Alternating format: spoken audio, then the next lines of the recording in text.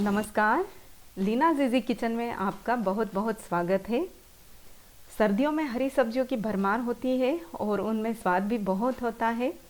इन दिनों में मार्केट में पालक बहुत ज़्यादा मात्रा में आ रही है और वो काफ़ी अच्छी होती है। विंटर की पालक में बहुत ज़्यादा स्वाद होता है और जैसे ही गर्मी आती है या गर्मी बढ़ने लगती है तो पालक का कलर भी चेंज हो जाता है और उसका स्वाद भी ख़त्म सा ही हो जाता है। तो अभी पालक खाने में जितना मज़ा आता है बाद में बिल्कुल नहीं आता है। हम इसी पालक को लंबे टाइम तक स्टोर करके कैसे रख सकते हैं ये मैं आपको बताने जा रही हूँ। ये मेरे पास काफ़ी सारी पालक है जिसे मैंने साफ़ करके अच्छी तरह से धो लिया है और इधर मैंने पालक को ब्लांच करने के लिए पानी को बॉईल होने के लिए रख दिया है और एक बड़े बर्तन में आइस वाटर भी तैयार कर लिया है जिसे हम आगे यूज़ करेंगे। आप देख सकते हैं पानी उबलने लगा है। अब एक छलनी लेकर सारी पालक को उसमें डाल देंगे। मैंने सारी पालक छलनी में डाल दी है और यही छलनी मैं उबलते हुए पानी में डालूंगी। इससे क्या होगा कि जैसे ही पालक का कलर चेंज होगा मैं इसे बाहर निकाल लूँगी और तुरंत आइस वाटर में डाल दूँगी, जिससे पालक ओवर कुक नहीं होगी और उसके न्यूट्रिएंट्स बने रहेंगे। आप भी ऐसा ही करें, जो भी छलनी हो आपके पास आप उसे यूज़ कर सकते हैं। एक चिमटे से या चम्मच से पालक को उलट पलट दें ताकि सारी पालक एक साथ सॉफ्ट हो जाए और इसे ज़्यादा देर तक उबलते हुए पानी में ना रखना पड़े।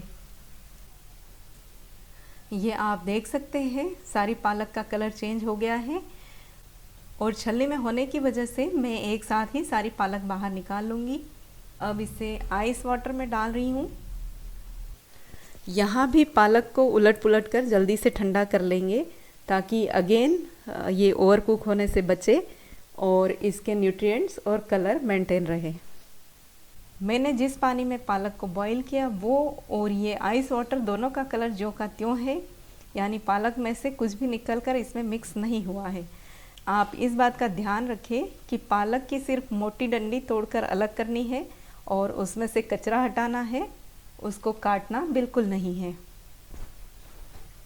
पिछले साल मैंने पालक को स्टोर किया था, मैंने तो बस वैसे ही कर लिया था।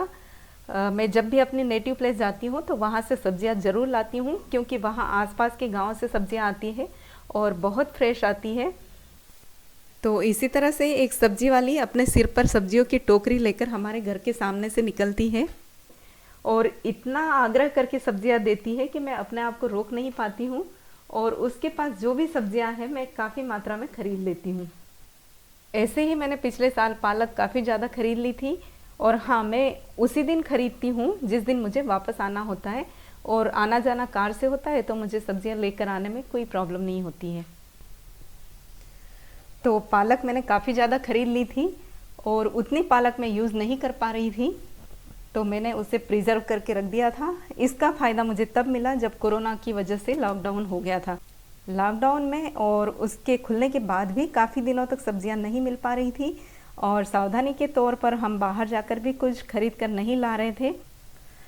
ऐसे में पालक और कुछ दूसरी सब्जियां जो मैंने स्टोर करके रखी थी उनकी वजह से मुझे काफ़ी सहूलियत हो गई थी।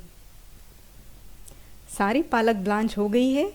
अब मैं इसे डीप फ्रीज़र में रखूँगी, लेकिन हम इसे ऐसे ही उठाकर नहीं रखेंगे क्योंकि हमें सारी पालक एक साथ तो यूज़ करनी नहीं है और ऐसे ही रख दी तो सारी पालक जम जाएगी और जमी हुई पालक बार बार बाहर निकालेंगे और फिर रखेंगे तो उसका टेम्परेचर मेंटेन नहीं होगा और पालक ख़राब हो जाएगी।